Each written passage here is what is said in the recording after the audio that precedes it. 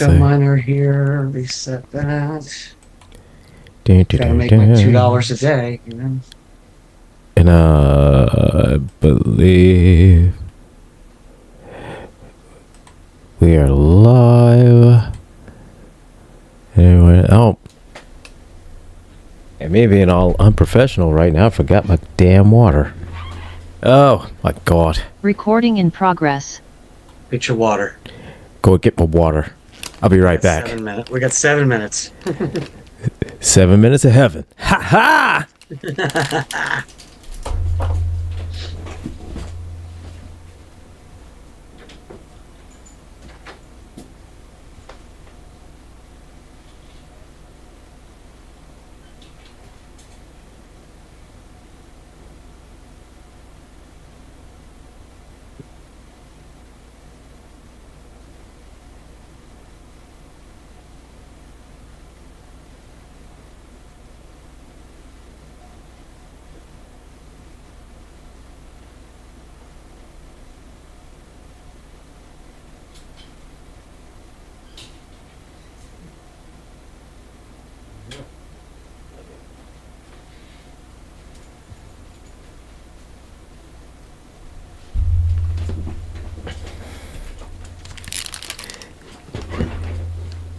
All right, I am back, and I got a special guest here with me.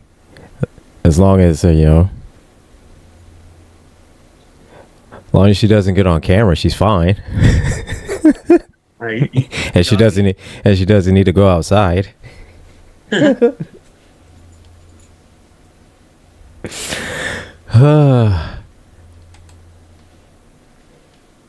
Yes, Daddy loves you. He's about to talk to his friend about Star Trek right now.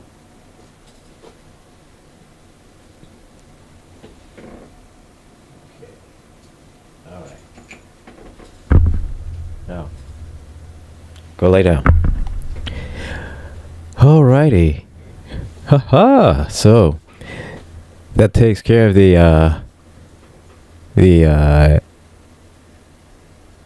animal wrangling portion of the show.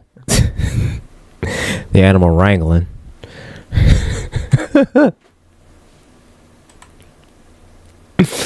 Oh, so we're here at it again, back at it again, once again, time and time again, talking about the Star Trekkies, the Treks of the Stars. The Treks of the Stars, and this is our season 2. Season dos. Premiere. Absolutely. Season 2 premiere. And we are reviewing Amok Not On Time. I mean Amok Time. Amok Time. Dun, dun, dun, dun. We were not on time today, as the captain was tied up in management meetings. Yeah. That's what happened. Had that's the ticket. That's the ticket. Yeah. Had a meeting with Starfleet. I some things to do, she. But we are here. We are talking about Amok Time, and we get to delve a little bit further into the Vulcan culture. Vulcan culture, Vulcan biology. Yes. I just want to take 1 second to say, though, that how awesome is this that we are filming and recording and having this is our second season. Second season. We made it 2 seasons. We're over 30 episodes into this. Most podcasts and radio shows like this don't make it that far. That is true. Yeah, that is true. We've had no creative differences. We've had no band breakups. We've had no. Well, I mean, I don't think our radio station would cancel us because we're not in the position of having to make money for them yet. So no, not yet. But there's, we got a lot of things coming. A lot of plans, a lot of seeds that is going to be planted, grow into fruition, and yeah. Next thing you know, we're going to be doing this for a living. We hope so. That is our goal. That is the goal. But yes, today is Amok Time. Another episode, which is considered to be one of the fan favorites. Um, Absolutely. there's Yeah. and maybe a protracted episode isn't such a bad thing because there really isn't a whole lot to this episode. There's nuance that we can talk about for the show, absolutely. Yes. But as far as the show itself goes, the episode, um, As far as plot goes, it's a just a pretty simple minimal. plot. Just a really simple plot. We find out that Vulcans, how they mate. This is the first opportunity. We find out how Vulcans, choose their mates and choose their partners. Family life and stuff like that. And yeah, we just find out that Spock gets horny and needs to go back to Vulcan, and he gets into a fight with the captain, and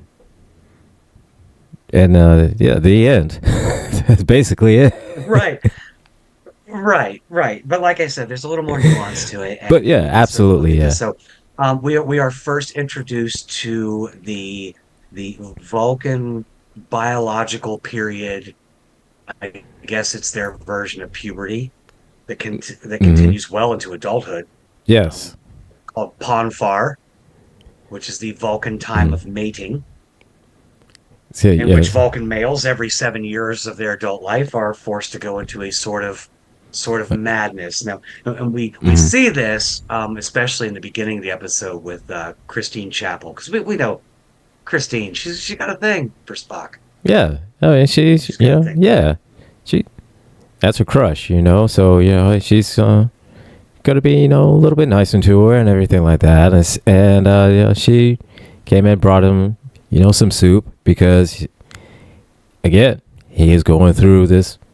He's going through Pon Far, and the only thing he can think about is going back to Vulcan, and you know, pounded one out with T'Pring.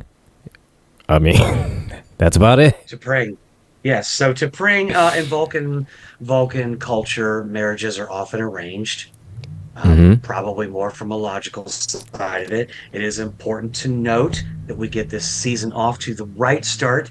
That T'Pring, Yes. Spock's pre-chosen mate, was played by Arlene Martell, who passed away August 12th of 2014 at the age of 78. So there is the start of my kill to death ratio for season two. Season two starting out Rest in strong. peace. Season two starting out strong. All right. Ha! Rest in peace, Miss Martell. Yes. It And does not so, appear that she was ever married, though. huh? And Well, she was pretty good looking. she is. Just She was gorgeous. She's she was gorgeous. Yeah, absolutely. And and just like you said, I mean, there's a lot of nuance we could go into, especially with the with T'Pring's, her plan on essentially just kind of divorcing Spock and marrying the one that she really wanted, sort of thing. So I mean,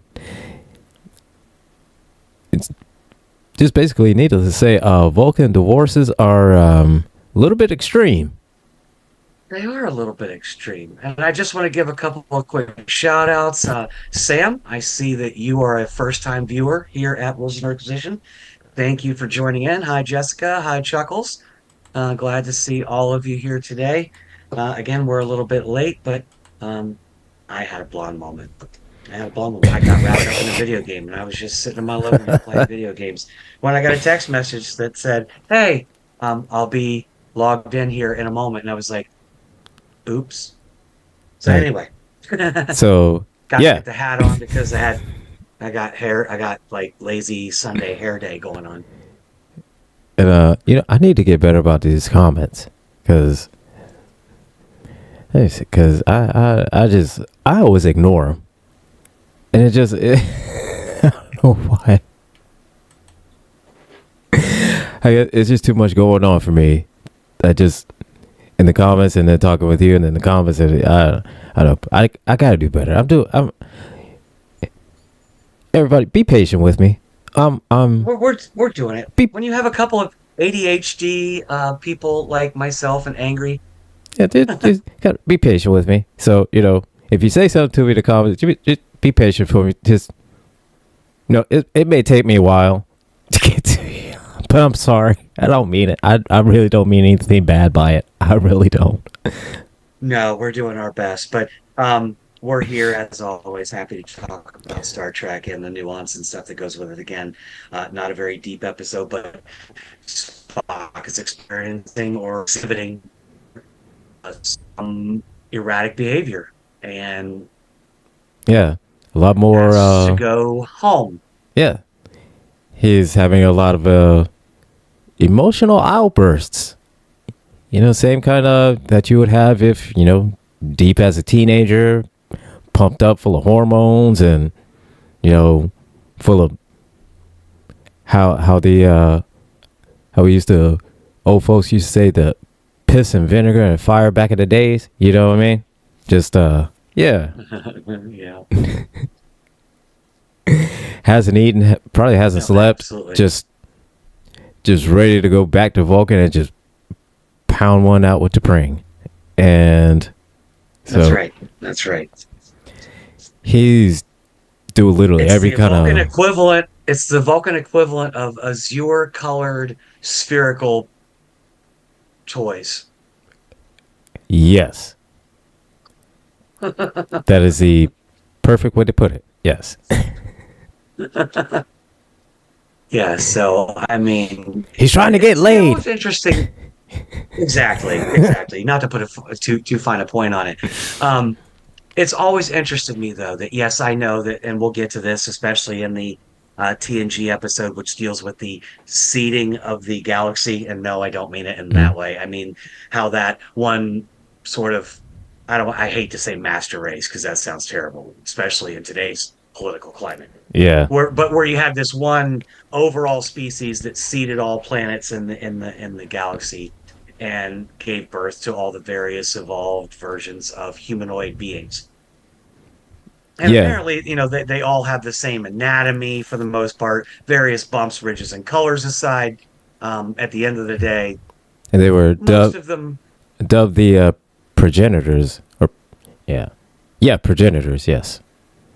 the progenitors, yes. Yes. Which always made me wonder. So think back to Star Trek 6. Okay. Remember when Kirk and McCoy were sentenced to Rurapente? And immediately we're subject to Kirk fighting this giant blue alien dude. And Kirk's getting his butt kicked, but then all of a sudden Kirk kicks the dude in the knees, and then he says to the little shape-shifting girl, he's like, "Well, thank God that guy had knees." But she was like, "That was not his knee." Yeah. And I can't help but think of, Balchinians from Men in Black. Or the Balchinians, or an Balneans. or an alienation, hitting right underneath the armpit. Yeah. Yeah. So, various, some things aside, still everybody seems to be able to. It's a basic. The basic method is insert, deposit, grow, birth. Exactly. That's how all humanoids produce in the Star Trek world. But anyway, yes, Spock needs to get his freak on, and because of their logical way of being, they're cool and calm. But when it comes time to get it on, then that the freak comes out. Yes. So Spock, he's having all kind of freakouts. He is throwing food at Yeoman, and he's throwing food everywhere. He's not doing. He's ordering the ship to go back to Vulcan. And of course, he's not asking nicely. He's like, he's demanding. Yeah, he's mad. He's like big mad. So and he's like, I need to take leave. I need to go back to Vulcan. I need to go now. And Kirk is like, yo, why? So, well, I need to go. And here's the thing, I did not understand about with Kirk. Is that, look, just let the man go. Obviously, he's got the time, he's got to leave. He did it the proper way, even though, he's clearly he's a little bit aggressive about it. He did not need to throw the plummeek soup across the hall. That was a little excessive. A little excessive. That's how I was.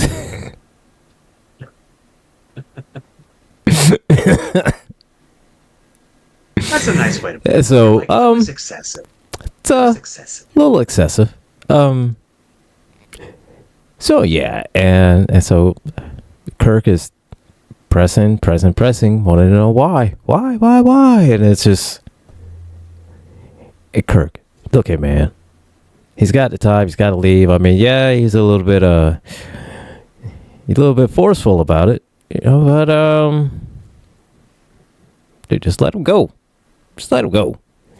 You see, this the whole thing started because Kirk kept pressing, and then we find out, dun dun dun dun, Spock is horny, and he's going through what's called Pon farr, and it's raising his blood, it's raising everything, and it's just, and that's right. Chuckles in the chat. Yes, the steam engine is too hot. Steam engine is too hot. That's right. And oh yeah, said yes, he's trying to get it on tonight. He's trying to. Yeah. He, now it's like apparently Pon farr does not have a waiting period. No, it just kind of hits when it hits. So I'll go full blown, no holds barred. I gotta give me some. I mean, I don't know. I mean, I would think that seems like it could lead to some serious issues with non-consensuality when it comes to Vulcan culture. It could. Look at what was the name of the Vulcan officer on Voyager? The one from Lower Decks, TNG episode Lower Decks, and he ended up serving on him. But remember how he went after yes. Anna? Mm-hmm. Yes, I remember. Oh gosh. And that was pretty non-consensual, in my opinion. And I would also like to throw this out there, just a pro tip for any of our listeners. If non-consensuality is your thing, maybe not try that with a Klingon. Exactly. Klingon is the wrong one to do that with. Simply because that's a whole episode of FA and FO. Oh yeah. That's an episode of an after school special of FAFO with Klingons. FAFO with Klingons. You do not want to do that. Right. So anyway, Kirk and McCoy, they agree. We got to go home. We got to get him home. Fix this problem. So let's go. So to a Vulcan wedding. They're going to a Vulcan wedding, and so they get there. And then Spock rings the bell. He says, "Hey man, I'm here. Let's do this. I'm trying to get some. I'm trying to get some tonight." Night. And so it says they rings the bell. Those Vulcan women are just built different. That is they just built different.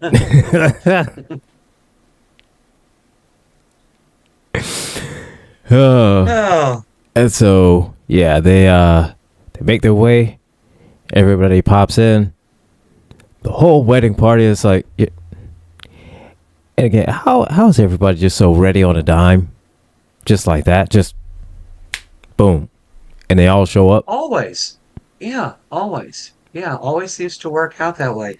And because I mean, the Vulcans immediately come rolling in. You got T'Pring, You got the whole Vulcan entourage. You've got T'Pau, Right? who's basically the high priestess of the Vulcan culture at this point. Not to be confused with Talar, who is the presiding Vulcan priestess in Star Trek 3 during the whole refusion of Spock's soul back into his body. But we'll get into that at a later time.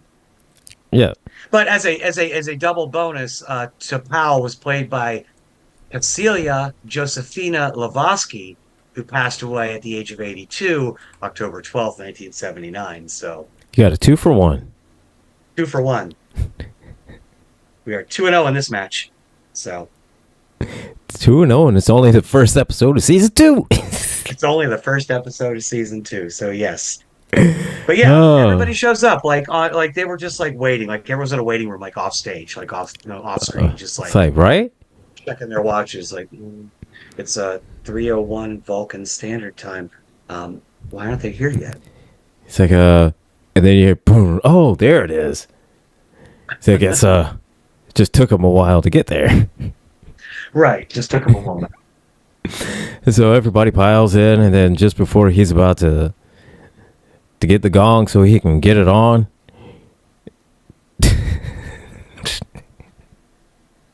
T'Pring says, "Nah."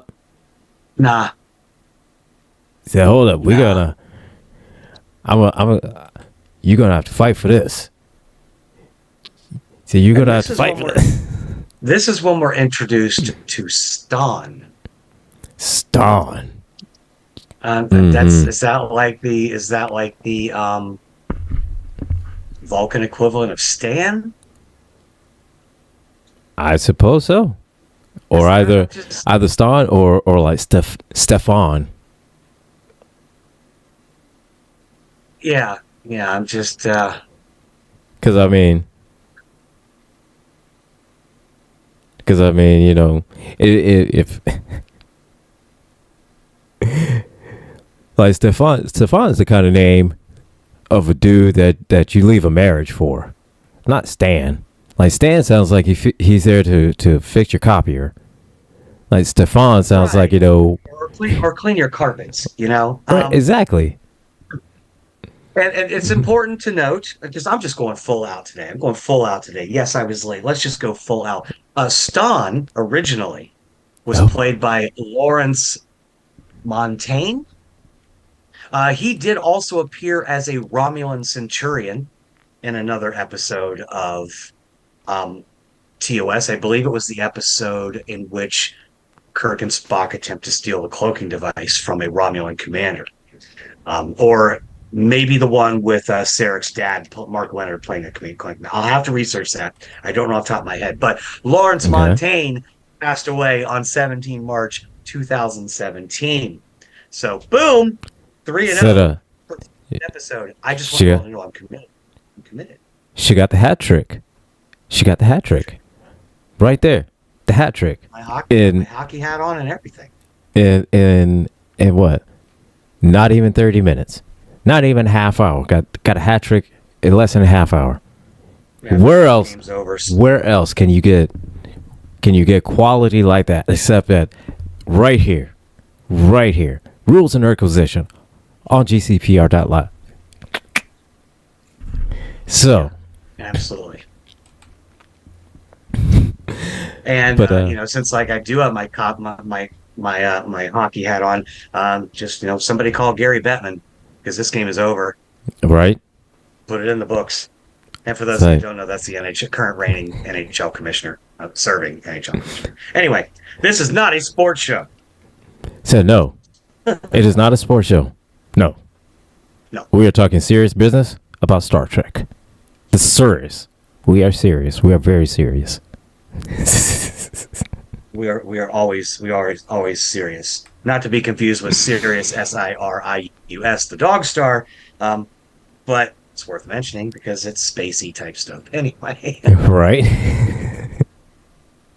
We're really pulling straws on this one. But anyway, yes, we're back. So we are back, and Stan is there. He's ready to go. He's ready to pounce. He's about to whoop that ass. But then T'Pring says, no, I want Captain Kirk to fight him. And Stan is like, wait, what? Hold up. I was going to beat his ass. He said, no, I want him to beat his ass. And Stan is just like, well, what the hell, babe? Yeah, it's like, what the hell, babe? Yeah, she won't even let him fight. I mean, and maybe Stan is just like maybe he's just like a mathematician. I mean, I don't know. I know you may not be able to answer this question, being that you are a straight black man who enjoys women. But if I had to pick over Stan or Spock, I'm not going with Vulcan Stan.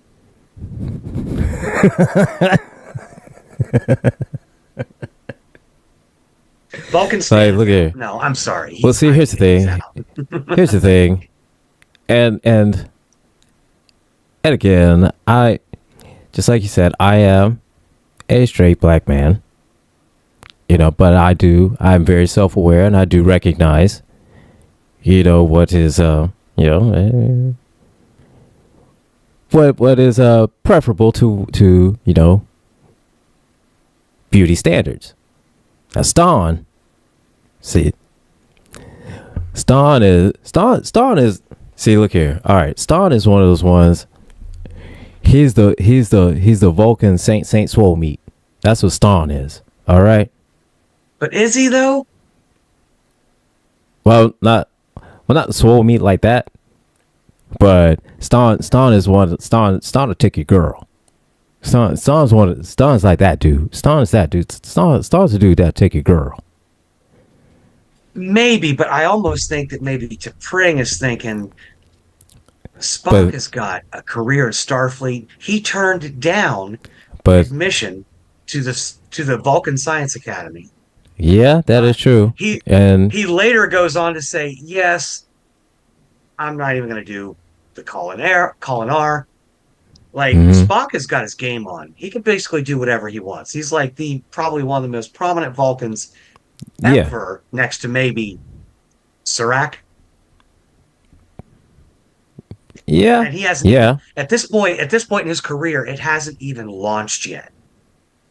And he's still just kind of top tier Vulcan. He's still a top tier Vulcan. And yet you got Stan over here who's like, I don't know, an accountant. And I'm not trying to diss on accountants. I'm an accountant. But, I mean, come on. It's not the most glorious job in the world. I'd rather be the first officer of the flagship of the Federation. Well, not only that, I mean, Stan looks like, he's there to kind of to put your computer together. He looks like he's there to kind of fix your PC. And yeah, like, you've got a virus, no problem. I can take care of that for you. And he looks like he's there to fix your PC, but he just happens to be packing. And he put it down on T'Pring, and she was like, yo. I just think he's more easily controlled than Spock is. But probably because she had it completely thought out, planned out, and schemed out. And you're right. You're right. So she had she's shady as hell. She is shady because, one, she doesn't want Stan to fight Spock, because I think that she knows that Spock gonna clean up. Right. But she goes further devious to claim Kirk as her champion. Yes. And then, of course, I don't like Spock so much, I'm going to make him fight his best friend. Right? And then we are treated with, one of the greatest soundtracks to a fight scene ever. Which carried on into the 90s, into the Jim Carrey cult classic of The Cable Guy would. Yes. This makes a good point in the comments too, though. You see that one of the two Vulcans may have died, but sacrifice a human much more logical for the betterment of Vulcans in general. That Right. no Vulcan dies. Right. Because In hey, her mind, logically, a human cannot be a yeah, Vulcan because on she their own knew. planet. Yeah, she knew. She knew that logically, human can be the Vulcan, and if anybody was gonna die, it might as well be a human instead of a Vulcan. Because And on Vulcan, with the Eris thinner, the temperature is much warmer. We know that Vulcan tends to be a very arid planet. mhm. So, I mean, even Kirk, with all of his, I hate to use this term, martial prowess, which usually consists of the double-fisted hammer fist, Right. I always love that one. Not a practical martial arts technique for anybody who has never trained in martial arts. You're So just not really. risking multiple fractured carpals and metacarpals and all that fun stuff. Phalanges right out the window. I mean, works great in WWE. Works great in that. But outside of that, no. But Kirk Beagley is But to acquiesce. but yeah, then of course, naturally, Spock wins the fight, and then And we again, find out. I don't want to glaze over the soundtrack though, which But of Jim course. Carrey immortalized. Dun, dun, Cable dun, Guy. dun, dun, trrrr, trrrr. Oh, Jim Carrey. Jim Carrey and the Cable Guy, and it's right, Jim. That was a classic scene in that movie. I absolutely adored it. That was Because such a I great don't scene. think anybody ever thought of that song, that soundtrack, in that way until he did it. Right? Like nobody. I don't. And it was just such a random thing, just out of just a random thing, just plucked out of nowhere, and then all of a sudden you say, "Is he saying, hey, Jim, I'm a crazy Vulcan. I'm coming at you now." They did use it. They did use it in some other episodes with some different fight scenes, but it never got the notoriety that it did in this particular episode. Yes, absolutely, absolutely. But while Kirk is getting his butt kicked, McCoy intervenes and says, "Hey, I'm just going to give him a shot to help overcome the lack of oxygen and the environmental disadvantages that he has." But it's of no use. It's of no use. And sadly, spoilers, ladies and gentlemen, Kirk dies. Kirk is killed. And then, as soon as he dies and he takes his last breath, Spock snaps out of it. And, no, of course, naturally, every kind of the blood thing that was going on with him is gone. I have never tried that before. So, note to self, in the future, when I get really frisky, right, but don't have a way to express that in a healthy manner, I should just go beat the crap out of somebody. And that'll fix it. Vulcan logic. But you would have to have, on your phone playing, you would have to have that music playing. You would have to have the you'd have to have it playing on your phone. Oh, because I want the full bass line too. I need to hire like a prominent DJ or rapper. I mean, I want the full. I'm like, I want the full effect. Yeah, I need the full effect. I get that. Totally get that. But that song, that composition was actually made by Gerald Fried. He was fried on something. Yeah, he was. Yeah, he was. He was like, he's like, okay, idea, man. I've got this idea. And he's like, okay, wait a minute. So you're telling me, right? Okay, so these two have to fight, right? But She chose him to fight that. Okay, all right, hang on. That's the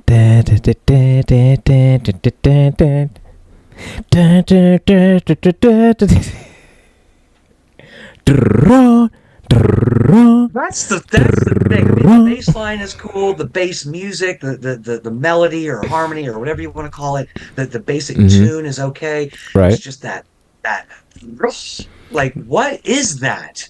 What is that? I don't know. I've no idea. Han did not even get music so epic when he was beating Kirk up in the engine room in the episode Space Seed. No. But I don't think they're honestly. I can't even remember any kind of like fight, any kind of like duel or fight song or anything like that. That just that iconic now because of the cable guy. And because of the cable guy. And I'm sorry, Chuckles, that you lost money betting on Matthew Broderick, but I don't know. Mean, I don't know what wins have Matthew Broderick got other than Ferris Bueller. Right? I hate to say, like Godzilla. No. No. I'm not even going to get into all that without Thomas here because I'm pretty sure Thomas would have something to say about that version of Godzilla, and it wouldn't be good. I'm fairly certain he would. Yes. So because I know that Godzilla or that Thomas is a huge Godzilla fan, just kaiju in general. Oh yeah, that giant fire-breathing Velociraptor from the Matthew Broderick version. It's cool. It's cool looking. Not Godzilla, but it's cool looking. You know, but yeah, just knowing how big, how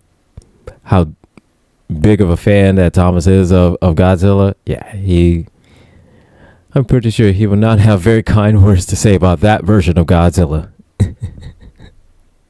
Yeah, no. And I think that movie came out on the heels of like the Jurassic Park movies, which were hitting big. I mean, yeah. And you didn't go see the first Jurassic Park movie and walk out of that movie like, say, mind blown. Holy crap, what did I just see? Right? What did I just watch? I know there's plenty of gripes we can have about it now, but at the time, it was the shiznit. It was the tip, yes. And let's be very clear here too. Jurassic Park was the movie that inspired George Lucas, that made him sit down and go, "It's time to make the prequels." Yeah. Now there is no limit to what I can do with CGI. Now it's time to make the prequels that he'd been sitting on and promising us for years. Were they great? That's a topic for another show. But we would not have them, or any Star Wars now, had that not happened. Yes. Yeah. Totally agree. And again, it was like, when you would see Jurassic World or Jurassic Park, I mean, you would think that, or T-Rex, everybody wants T-Rex. T-Rex is going to be it was going to be the dinosaur until the Velociraptors. Holy shit. When you saw the Velociraptors and then just how the speed and the viciousness of that, so yeah, you could clearly see that was what Godzilla was molded after, or at least that version of Godzilla, because how much of a fan favorite the Velociraptors were in that movie. Yeah, absolutely. When I think of that movie, though, actually, the first scene that always comes to mind is the T-Rex chasing them in the Jeep, and then the little shot in the mirror that says "Objects in mirror are closer than they appear." Right. That's like the most, that scene like just sticks in my head. But I mean, when that T-Rex stepped over that wall, which I'm still trying to figure out how it did that, because there was like a 30-foot drop on the other side. Right. But still, when it stepped over that wall and it roared for the first time, and everybody was just like holy shit. I mean, it was Chris Tucker and Ice Cube from Friday, like, hey, I mean, that's what the whole theater Yes, did that. The whole absolutely. theater. And meandering subjects chuckles. That's exactly what we do. Do not stay on mission here. We Of do not course, stay on because I mean, mission. here's the thing: we could, but We could, but we, where's the fun in that? yeah. I mean, that's not what you watch us. That's not what you all watch us for. That's not what you tune in for. That's not what's hot in the streets. Yeah, you like hearing us just all of a sudden we talk about Spock trying to lay pipe going into Godzilla. You know what I mean? No, and Pause. I'll tell you what. I'll tell you what. I have nothing but love for the Monster Universe films that have Mhm. come out. Skull Island, Godzilla versus Kong. I love those movies. They've been great movies. The remake of Godzilla a few years back, where he fought those weird spider things. Yeah. Cool, but Yep. Godzilla Minute Zero. That movie Oh. was Whoa. fantastic. Oh, that was a great movie. I really did love that one. Yes. And that was pure Godzilla. That was Godzilla as a villain. That was Godzilla's here to destroy everything, not save you from a giant monkey that really shouldn't be as tall as it is in the movies. Right, or a giant, or like a giant, three-headed dragon alien thing. Not here to save us from that. No, he's here, or he, she, it. Godzilla's here just to wreck everything. Everything. Everything. And the painting, it's almost done. This giant 2 by 3 foot painting that I'm doing for Thomas. I cannot wait for him to get that in his hands. I've been working on this for months and months. Gosh, nice. But it's one of my.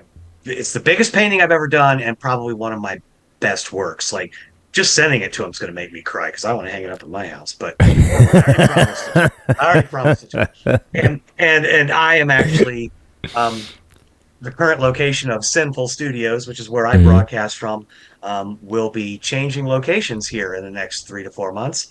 I will be moving out of the state of Ohio and relocating to the state of Massachusetts shortly after winter concludes. So there's a bunch of changes going on. Yeah, it's unfortunate, but you have to do what you have to do. Yes, it is. But anyway, Kirk is dead. Kirk is gone. He's dead. Series is over. This has been Rules of Nerdquisition. Seasons 1, 30 episodes. Season 2, 1 episode. Thank you for stopping by. We appreciate your patronage and watching the show. Kirk is dead. The show is over. We're just and that's it. Kirk's gone. You can't even say he's dead, Jim, because Jim is dead. Yeah. Yes. He's dead, Spock. He's dead, Spock. So Spock says, hey, well, take it back up to the ship.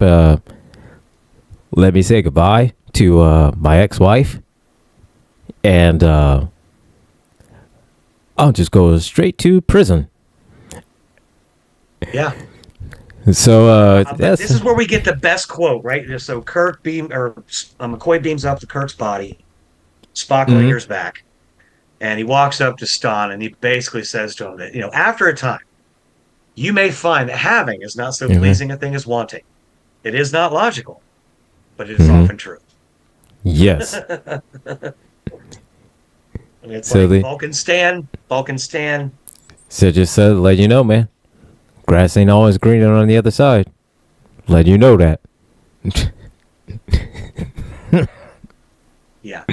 So I think Vulcan. I'm gonna go turn myself in for the murder of my friend. So yeah, I think Vulcan Stan kind of was happy being the side dude.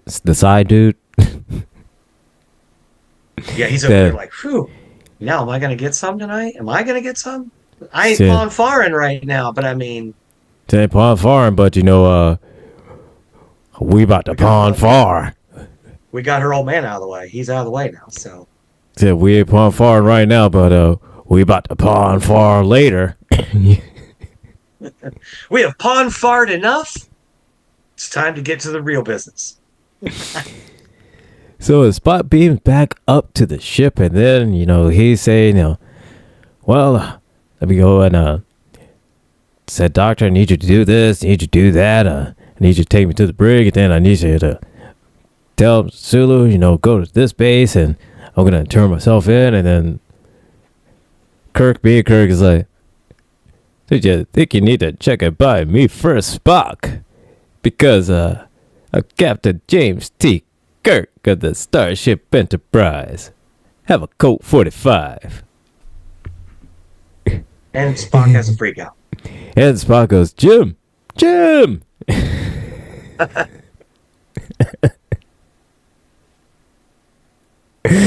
Oh. Let's see what it says. James. Chat. Pawn far implies existence of pawn near. All right.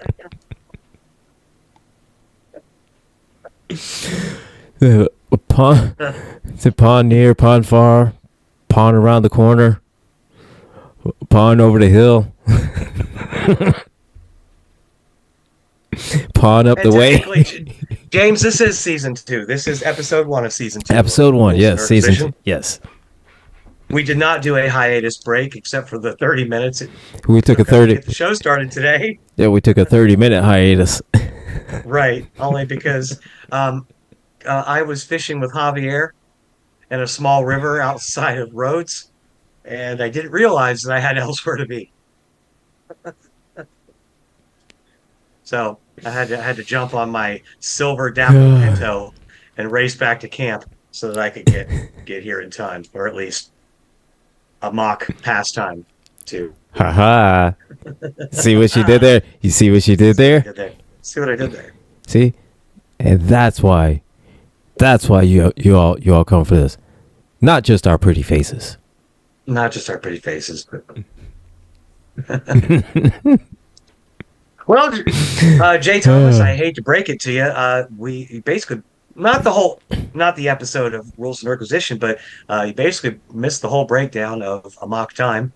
Recap: Spock goes in heat, gets horny, demands to go home, goes home, wants to marry his wife. His wife says, "Nah, I'm with this dude now." And Spock's like, "Okay, I got to fight him." She's like, "Nah, you're not going to fight him. You're going to fight your friend." Yep. And yeah. And Spock kills Kirk, or so we think. And then when he leaves leaves to bring to Vulcan stand to be married to or whatever, we find out that the real trick of the episode was that McCoy injected Kirk with a little something to simulate death. Yeah, gave him a little knockout. A little bit of a knockout. Juice. A little knockout juice. Little. And so yeah, when Kirk's like think you need to pump the brakes on that, Spock. And so Spock had, again, it's a very emotional episode for Spock. It is very, very emotional for Spock. So, yeah, and then he realizes TV Guide has this listed as their number 2 of their top 10 Star Trek episodes of all time from the original series. Yeah, I believe it. It's a great episode. It is really a great episode, and again, which spawned one of the greatest dueling soundtracks ever of the. Some key points to note that this is the first episode in which Spock uses the standard Vulcan salute of "Live Long and Prosper." But on a side note, the actress who played T'Pau, I'd have to go back and find her name again, Celia something. Okay. She could not do it. So off camera, she split her fingers with her other hand and then raised it because she couldn't just do this. She couldn't just go, like just that. Yeah. So she she had had to to, move her hands into position off camera and then raise and her then hand on into camera focus. So little fun fact there uh, as far as it goes. I think it was a great episode for Leonard Nimoy's emotional range. yes, it definitely added an extra layer to Spock just as a character in itself, because he prides himself on being so logical, and we see that just everything about him just thinking logically. This is this by logic, by logic, by logic, and he spends so much time just trying to suppress his emotions, and then it gets to a point where I can't contain it anymore. I've got to let it out. And so yeah, we kind of see how far Spock is willing to go just to let all that steam out that has just got built up. And it should also be noted that, Leonard Nimoy's portrayal of Spock often led to emotional outbursts off camera because he was so often practicing or portraying the role of Spock in a non-emotional sense. He has said in other interviews, or he did say in interviews before he passed away, that sometimes he would just break down crying, driving home from Yeah. rehearsal one day or filming. He would just have emotional outbursts because Yeah, because he had to disconnect from emotions for Yeah. the role. Yeah, because he had to, just like that, had to disconnect, suppress, and just, so it was just, again, great episode because, we get to see more of, again, just Vulcan society, Vulcan biology, Spock, just knowing more just about Spock and Spock, his life and family and the whole. It's a really great episode. Really great episode. Pick up to the season finale of TOS season 1, in which we got a lot of insight into Kirk's family dynamic. His brother, his brother's wife, his nephew. Now we get to see some of Spock's side of the family in the season premiere of episode 2, or of season 2. But some other fun facts from this episode. According to Memory Alpha, not only was this the first episode with the Vulcan salute in it, and Gerald Fried's incidental music for the fight, which became typical combat music for Star Trek battle scenes in season 2, notably spoofed during the medieval times sequence of Cable Guy, starring Jim Carrey. Of course. There is a British pop band called T'Pau, which took their name from the High Priestess of Vulcan in this episode. And apparently there is a something called Omegaverse genre of speculative erotic fiction is noted for having been influenced by this episode. Oh, well. Oh, my. I will have to research that more. Oh, my. Will I have to research that more, or do I just not want to know? Maybe a little bit of both. Maybe a little bit of both. Probably like, oh, that's interesting. I wish I didn't know that, though. So, yeah. I think that that would probably be that would be the default sentence after reading something. It's like, oh, that's interesting. I didn't need to know that, but yeah.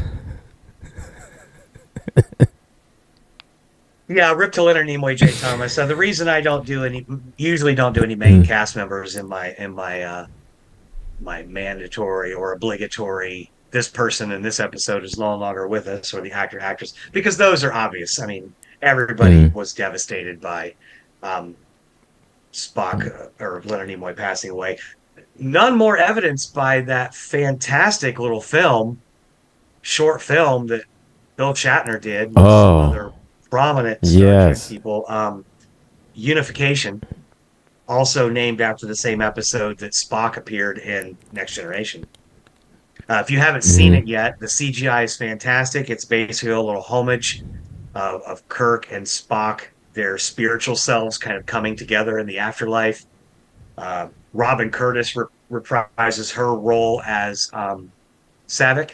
She was the second person to play Savick after Kirstie Alley chose not to be typecast and also wasn't offered enough money. And just then, oh my gosh, the Vulcan, the other Vulcan in the episode. Oh, the one from Motion Picture. It just had a whole slew of just cameos that you're not going to be able just to see, just in one viewing. Like you're gonna have to watch it at least like 5 or 6 times at least. Yeah, so and essentially, the scene where you get Kirk from TOS era meeting Kirk from the Khan era. Yes. And then also the Kirk from the Star Trek Generations era.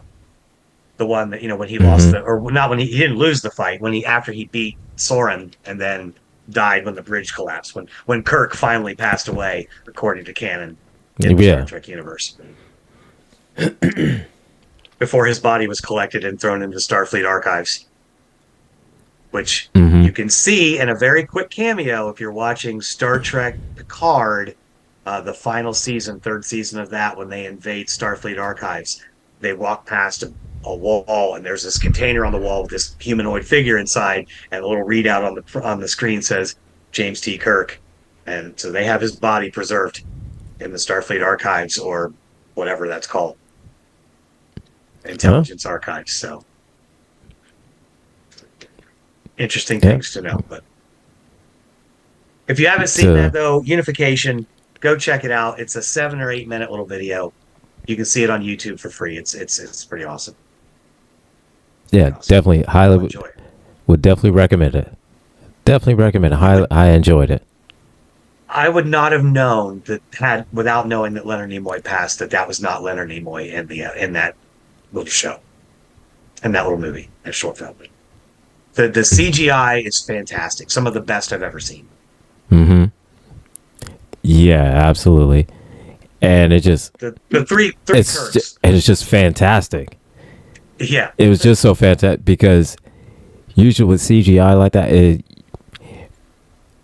I'm not gonna lie, it just looks bad. But this is just like it was literally like you couldn't tell. It's almost like you couldn't tell that it was CGI because it looked that good, and it was such just a great short film. We can see these advancements too in just a short year or 2 or 3. I mean, if anyone who has spoilers for The Mandalorian or the Book of Boba Fett, if you haven't seen it, we've talked about this on Rules and Nerdquisition before, though. Luke Skywalker's own hallway scene when he rescues the Mandalorian and crew. I thought that the CGI was pretty good when Mark Hamill did the voice and was in the role of the character in the suit. They just he wasn't the actor in the suit. They CGI'd him over top and he did the voice. I thought that looked good enough, but just like a month later, some dude in his basement did a even better. He redid the CGI. He redid it and just made it just like holy. And it's and it was just it was amazing because it was amazing. Until even better. Until that whole scene, there was rumors that was flying around that it may have been Mark Hamill or it may have been Sebastian Stan that would play a young Mark Hamill because he looks a lot like a young Mark Hamill. Yeah. But until then, it was like it's all speculation, and then when you see that, oh, this is Mark Hamill. Holy shit. And then just like how we said that the one dude put it up on YouTube and did and remade the whole scene, and it was just the CGI was incredible, and you couldn't tell. Terrifies me when it comes to like news cycles and political campaigns of the future. Oh yeah, we're not gonna know who is who anymore. I mean, is that real? Is that really Nectarine Napoleon, or is that Joe Biden? I mean, are those real? Are they saying we won't even, Yeah. Well, see, here's it's the only thing going to that. fuel the fires of claims of fake news. Well, yeah, I've for years I've been saying that same thing, and it's only gotten worse. And it's only going to get even more worse because here's the thing that we're only looking at it from just the political side of it because we've seen so far with AI campaigns that's been going around. But nobody ever seems to understand one thing. How many marriages is that going to break up? Because one person is jealous and they want to, they want to cause a divorce. Let me generate this AI video showing that, the wife is cheating, the husband is cheating, or, Oh my God. both of them are cheating. And then they see something like that. And then, which even never thought about happened. that. Yeah. I never even thought about that. Holy Mhm. cow.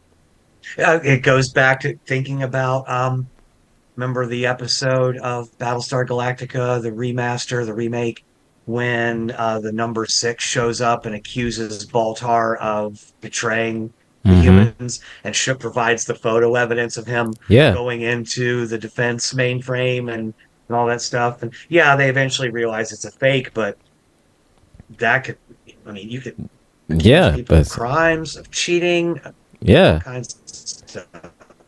And all you have to do is just kind of set it to make What it are look like allies going to be when right. Yeah. And you could just make make it look like, oh, it's being recorded from a camera phone, or it's being, recorded from a security camera, or it's being recorded from a body cam angle. Nobody seems to has yet to kind of no? put that in consideration of just it could ruin lives. How many? It will ruin lives. Mm-hmm. Maybe we'll find a way to combat it in the future, but somebody is going to pay the price Yeah. at Yeah. some point. Somebody's going to learn the lesson the hard way. And Jay Thomas, just to answer your question, you're not offending me by calling him William Shatner. I appreciate everything Bill has done and added to Star Trek over the years, but he has become a bit of a curmudgeon in his later years, and is not always aligned with my personal beliefs. So I'm going to stick to idolizing George Takei. Which William Shatner is a fairly accurate name. Fairly accurate term. Fairly accurate, yes. But that's just the way it goes. But yeah, it is what it is. Always comes back to the horrors of AI. We've talked about that like 3 or 4 times on this show. Computers destroying things, setting societies backwards, enslaving people. I mean, probably and I've said it before, like there's so many people out there that are planning for the zombie apocalypse. It's the robot apocalypse that's going to be more possible, more probable. Yeah, because than zombies. I hate to break it to you. Yeah, because here's the thing. Everybody thinks it's going to be the zombie apocalypse, which is going to be more like the Terminator. It's going to be more like the Terminator. And all those firearms and stuff that these people preparing for those kinds of in-world scenarios, your guns aren't going to be as effective against a hardened metal alloy robot. I mean, look at what they had to go through to destroy one Terminator with conventional weapons. Right. In the original Terminator. Yeah, right. They literally had to crush it in a hydraulic press. And then what did they have to do with the second one? They literally had to melt it. They had to melt it. So, yeah. And then what would happen if there was no place around that had any place hot enough to be able to melt it? And they would have been able to do anything about it. if a Terminator comes to suburb Columbus, Ohio, where I live, I got nothing around here but trees and squirrels. I Right? don't think I got anything that's really going to be that's very much effective against a Terminator. Right. Exactly. So I mean,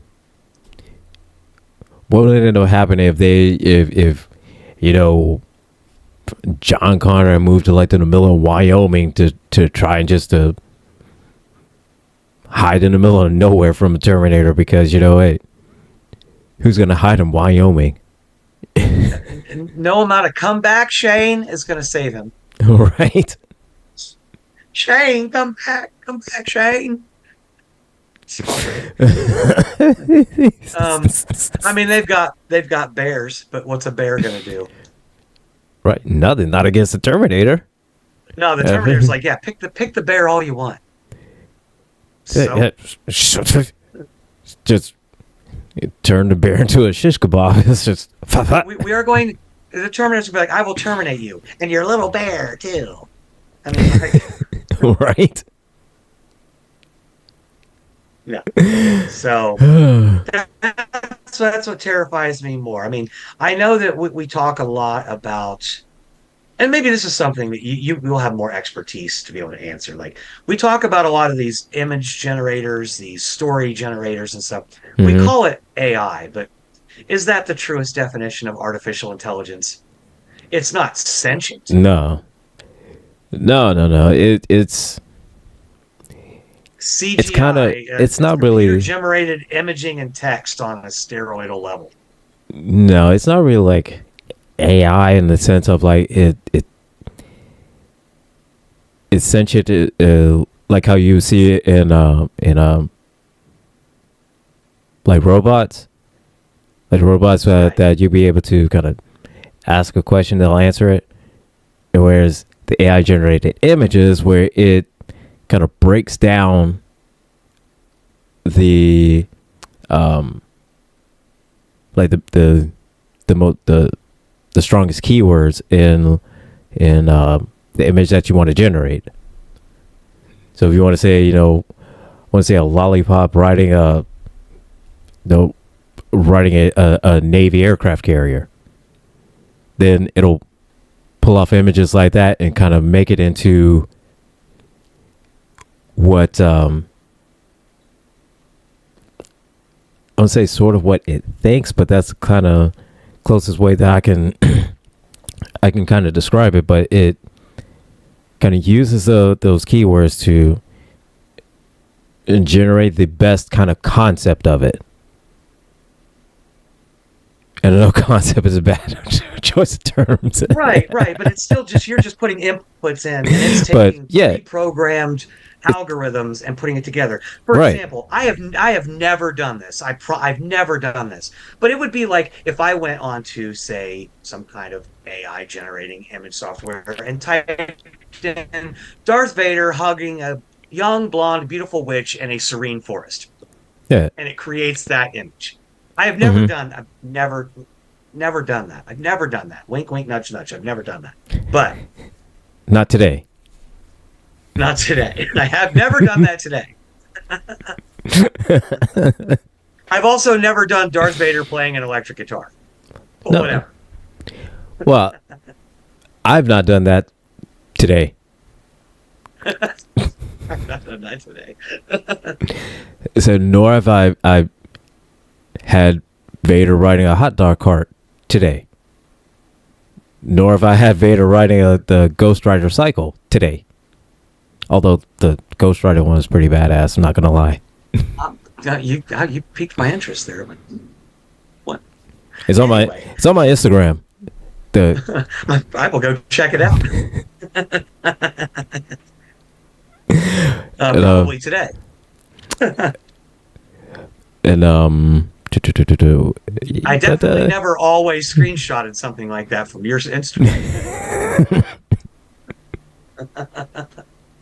But I mean, it's really no different. I mean, but again, not true artificial intelligence in the way that I know that some of the show synopsis for GCPR have been done with Chat GPT or something similar to it. Criteria is put in, and it Mm. synopsis that we've used to, for the website gcpr.live, and it Yeah. works. It does.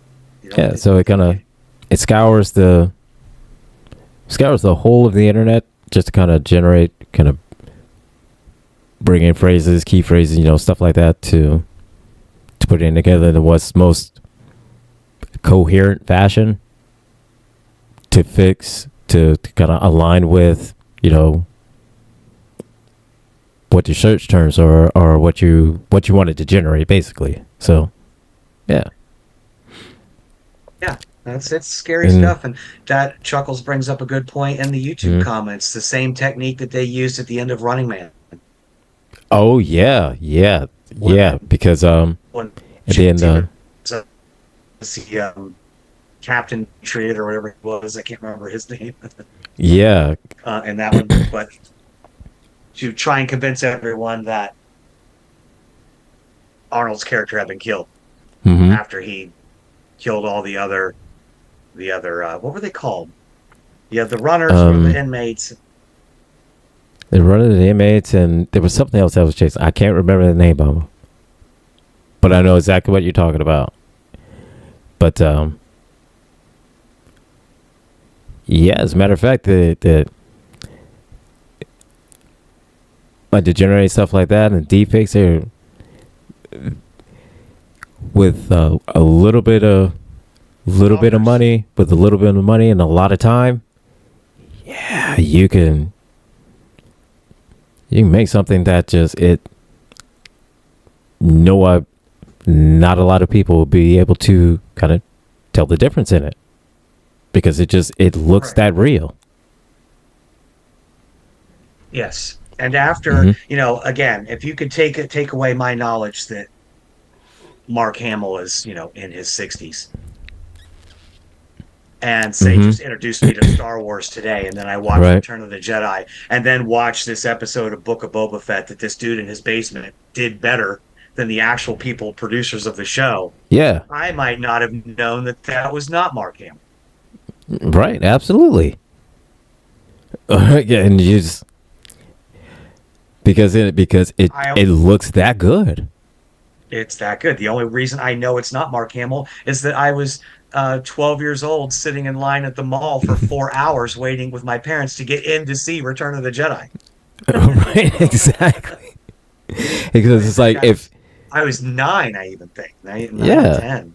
But I remember that vividly. Yeah, because I mean, if you didn't know for a fact how old truly Mark Hamill was, you see that scene in Book of Boba Fett that the YouTuber did better. You wouldn't know because you would think honestly, oh, he's young guy, but he's just playing old. He's just wearing old makeup. Like no, that's the Which is opposite. interesting because I would have loved, and maybe I'll have to go back and I can probably find some like production photos and stuff. The fact Hmm. that Ian McDiarmid did not have to wear prosthetics to make himself look older in the prequel movies. Yeah, that was But crazy. he did in Return of the Jedi. Yes, which was that was crazy. That was insane. But and here's the thing though, and He was he was 37 years old when he filmed Return of the Jedi. wow. He looked old as dirt then too. Yeah, and I'm looking. I just found a production picture of him. Yeah, he's got blonde hair. He looks Hmm. young. He doesn't have his prosthetics on. They're showing like putting them on him. Like, wow, Yeah, that's he's the second person to play the Emperor. the second one. The first one was a woman. Yes, and I forget who she was. I cannot remember her name. I will never remember her name. But only thing I know is that she was the first. He was the second one.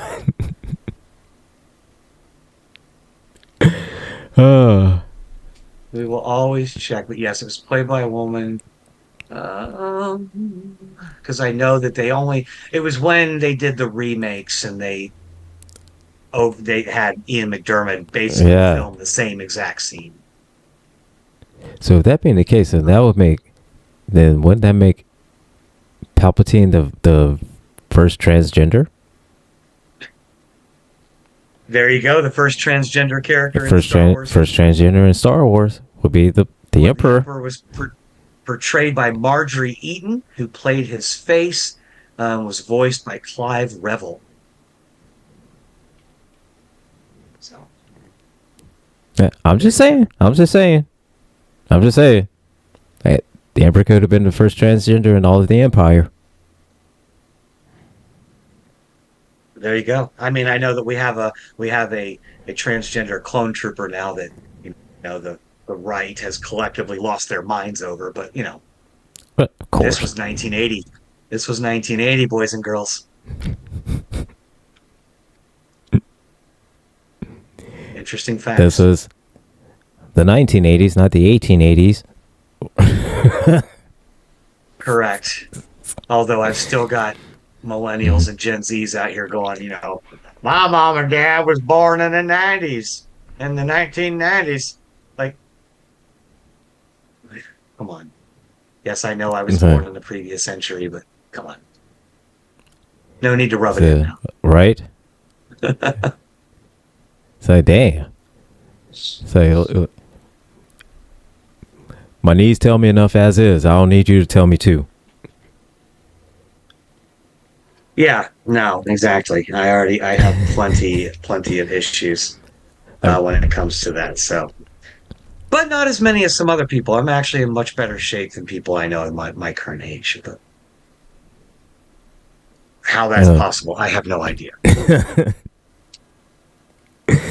But I sent you a meme on Facebook of something that could go along with that 7-foot animatronic Vader. By the way, I did ask my future roommate in Massachusetts. I was like, "How tall are your ceilings in your house?" Why do you want to know? I'm just curious. Just curious. So we're about to have an extra roommate. Don't worry, I'll keep him in my room. So 7 foot tall, has some breathing issues. Yes. Okay. I see it now. Wide load. A little bit. I don't want much.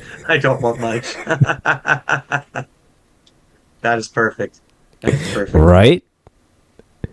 So, yeah. Although I might have to have them invert the wings a little bit so I can have the TIE Advanced model that that my man would fly. But yeah, that is fantastic. I love that. I would freak out seeing that driving down the street. But then again, I have to ask, in the world of AI, is that a real picture? Exactly. It looks real. And it very well could be the picture of a movie set prop. Yeah. It could be that too. I did go to and do the Star Wars experience in Hollywood Studios, and the Resistance, the Rise of the Resistance ride that we went on. Mm-hmm. You literally go through a giant hangar bay, and there are life-size AT-ATs and TIE fighters. Oh, nice. Everywhere. I mean, it's just like you feel the enormity of that that ride. It is absolutely incredible to be standing in a hangar bay full of those things. So. Oh, yeah, that is awesome. And Chuckles in the chat said, "Easy now. The 70 refers to my birth year." So look here, man. It's only 4 before mine. So. Yeah, I'm already into the second half century of my life. I have completed the first half century. So I am nearing the first half a century in my life. Okay, so yes. So Chuckles, we're 70 babies. We're 70s babies. Okay. Oh yeah, we're all there. We're all there with you. We're all old as dirt too. But yeah, if you haven't, I mean, I went on a lot of those rides in Hollywood Studios. The Millennium Falcon experience was very cool. There That's were lots of awesome. other rides, but I gotta say, I'm sorry, Rise of the Resistance was absolutely incredible. We went on it 3 times. It was that cool. Oh, that's It was that awesome. cool. Oh, that is awesome. Yeah. And that's something that, for me, I want to do that one day. I want to do that one day. I haven't done it yet. I'm going to do it one day. And Yeah, you would definitely appreciate it. There is no doubt about that. Um, they pull out all the stops. I mean, I said it before, even knowing that, one of my goals when I went down there was to meet Darth Vader because they do the people in costumes who do the mm-hmm. little shoots and stuff around the park varies. And we went through the little line to meet Darth Vader, and I know it's just some random actor in a costume, Yeah, but still. but when he came around the corner, Yeah. there he was in all authentic 6'7" of his glory. So there he was. You cannot help but feel a little bit of intimidation. Like a little bit of, oh, Just, yes, Lord Vader. I mean, he is incredibly massive, and you just don't get that scope all the time in the theaters or watching Right? movies. Like Even you, watching what Mark Hamill and how tall is he? Like 5'6". like, I thought he was like 5'7", 5'8". That's what I thought. 5'9". He's same height as me. So Oh, five okay. foot nine. Yeah. But still, and maybe I'll show the picture on here one day. But you saw the picture of me standing next to Vader. He Yeah. was I was barely to his shoulders. Yeah. Yeah, I saw it. Yeah. And I was this tiny thing standing next to him, and he was honest to God 6'7" from floor to top to dome of helmet. yeah. And I know even just like how you said, it's just a random actor in a suit. No, you were fangirling out because this is Vader. This is Vader. And the coolest thing is, again, they don't pull the stops out. He could actually speak. The voice processor in his mask Mm-hmm. was not recorded, not pre-recorded lines. He could say whatever he wanted, and it came out in the perfect Vader kind of tone. Vader, James Earl Jones tones. Yes, I mean Oh, James nice. Earl tones. James Earl tones. Yeah, they spared no expense. Oh, hells yeah. Hells yeah. Oh. And he was nicer to me when I met him because a lot of the people went in, Mm-hmm. they'll say something like the little kids will get out their little green lightsabers and stuff, and he'll give them some kind of response as though you were some Jedi trying to post up on him.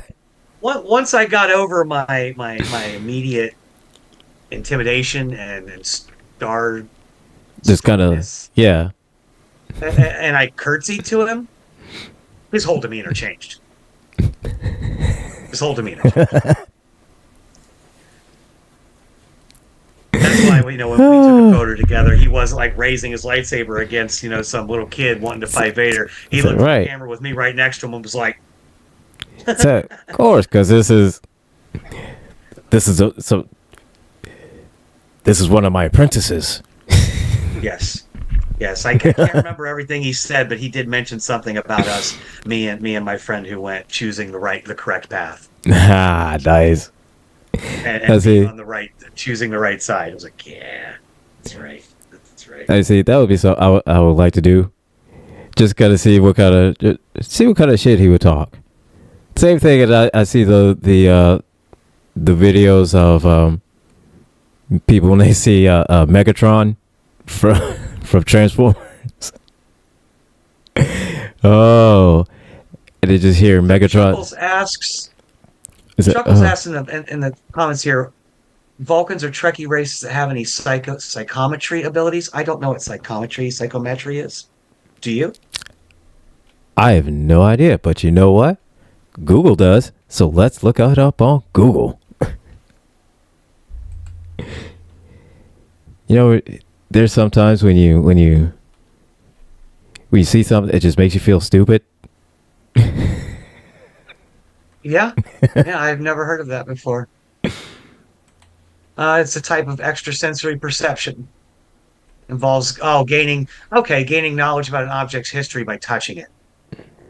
A Ah. lot like Oh. in the Um. video game Jedi Fallen Order. Yeah. I got you. I got you. Was it Cal Kestis? Was that the character in that game? He had Jedi that Order. ability. Um. I want to say it is Cal. Is that the Force? Was it Force Unleashed? Yeah. Okay.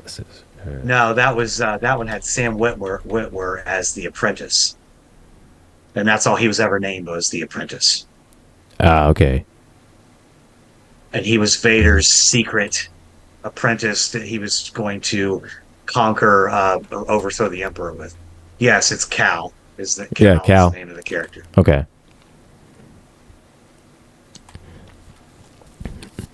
Yeah, I don't know.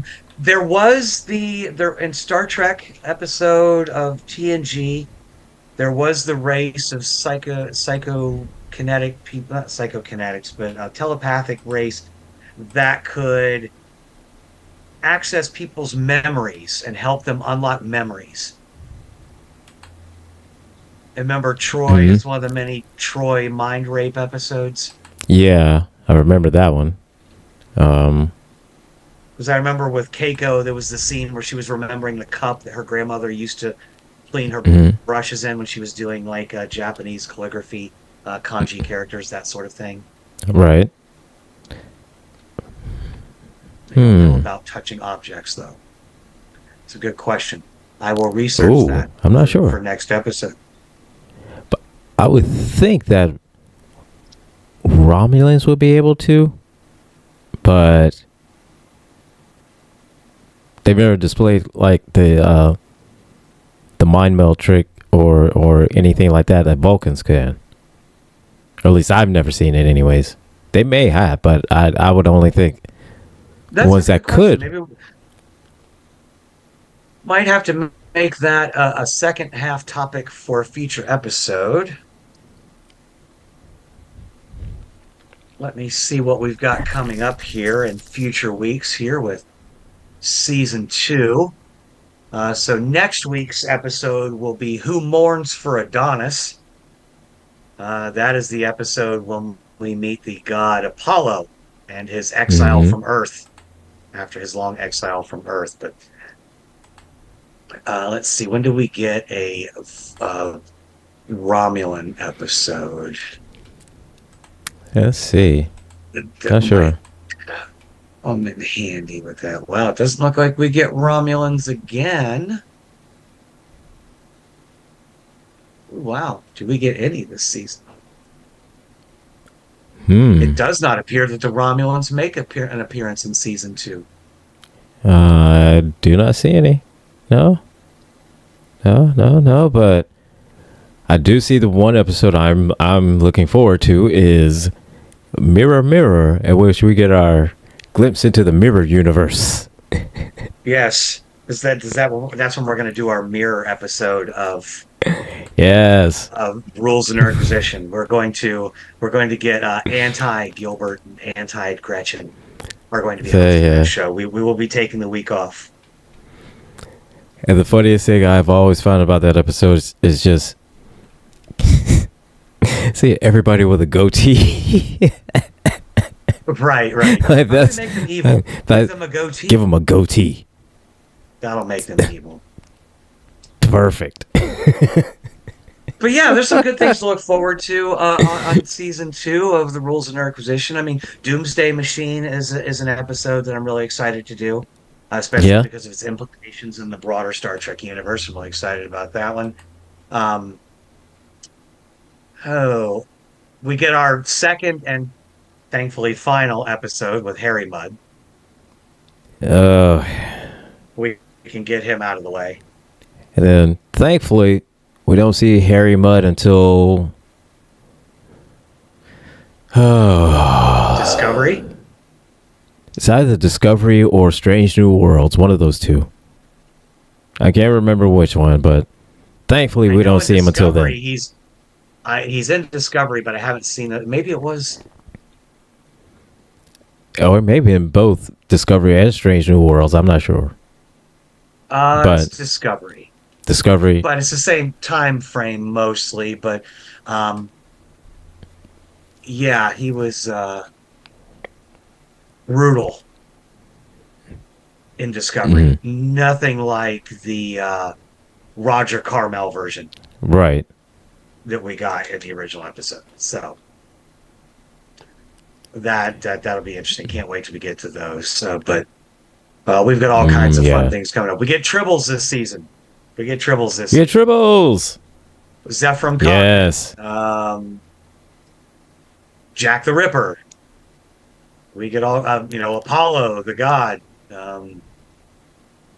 We get a piece of the action. See. Yeah. See, we got a piece of the action. See, piece of the action. See. Which anybody that doesn't know, fun fact, that was actually the very first episode of Star Trek I've ever seen was a piece of the action. And I got it. The reason why it was the very first episode I've seen is simply because while growing up, I didn't have access to cable, so never saw Star Trek. Right. So when Blockbuster came around, which I know I'm dating myself because Blockbuster doesn't exist anymore, but when Blockbuster came around, they had VHS tapes. And again, I know I'm dating myself. VHS tapes of episodes of Star Trek. Rented one, first one I saw, piece of the action. There is still the last Blockbuster is still there. Yep. It still exists in Bend, Oregon. Yep. And they even changed it. It doesn't just say Blockbuster over top of the door anymore. It says the last Blockbuster. They actually changed the name of the store to the last Blockbuster. So, but yeah, they have a fantastic. They did have a fantastic. Oh Twitter. yeah. I won't follow. I'm done with Twitter. I have migrated to Blue Sky at this point. But yeah, they had a great, like Wendy's or Nutter Butter. They have some fantastic people running their social media platforms. Hopefully they move over to these newer platforms and see them. Yeah, it looks like we got a great season. 2 more episodes at least of AI gone amok with the Changeling and the Ultimate Computer. 2 episodes with supercomputers and AI as the focal point of the episode. Can't seem to get away from that. And again, that was like what? Over 50 years ago when they were talking about AI. Yeah. Yeah, so we're gonna get some fun things coming up. But next week is Who Mourns for Adonis, and that will be. Just in original Star Trek, we get a few episodes with Greek gods, Greek culture, because we haven't gotten to the psychic Greek people yet that can make people do stuff, which leads to another Star Trek first. But right, we'll get there. Other than that, that's it. I like this episode, Amok Time. It is good. They rank it 2nd out of 10 in the TV Guide list. I don't disagree with them. I love episodes that give us more culture and background into the various races and families. And I thought that was a good insight into Vulcan culture. We don't get a whole lot of it, and when we do, it's good. So, absolutely. 3 fingers up. Yeah, absolutely. This is one of those episodes that kind of shape pop culture. Just simply because of the premise of it, the story. The music, just especially the music. So yeah. Thank you 2 again, thumbs up. Gerald Fried. Thank you again. So wonderful addition. So absolutely. Into our brains forever. So yeah. And again, I agree. 3 fingers up. So 3 fingers up. Gets the 100% Vulcan salute. Absolutely. And so since this season we got triples coming up, so make sure you keep all your triples spayed and neutered. We ain't trying to get no more infestations like that. Don't try to. We can't afford that. We can't afford that. But yeah, that's all I got. That's all we got. And that's it for the season premiere. Season 2 premiere. of the rules Okay. and Nerdquisition. And SZ, take care, man. We're heading out here. Chuckles, Jess, JT, we're headed out. We'll get you some anime in the future. But sorry you stopped by late, but we'll be back. Oh yeah, We'll talk about we got the Star Trek animated series too. we got the animated series. Yeah. Not anime per se, but animation. But we'll talk anime too. We'll talk anime too. So yeah, no problem. We got you. We got you. I've got some favorites. Maybe we'll do an anime love letter episode just for you. This Oh season. yeah, that sounds like. We can do that. Yeah, let's do that. That sounds like a great thing to. Great idea. See, we're gonna do an anime love letter. So we will do that. I think that is it. All right, that's it. We will catch you all on the flip side. We will see you next week on time, 3 p.m. Eastern time, right here on GCPR and the Rules and Requisition on YouTube. Everybody, take care, and we'll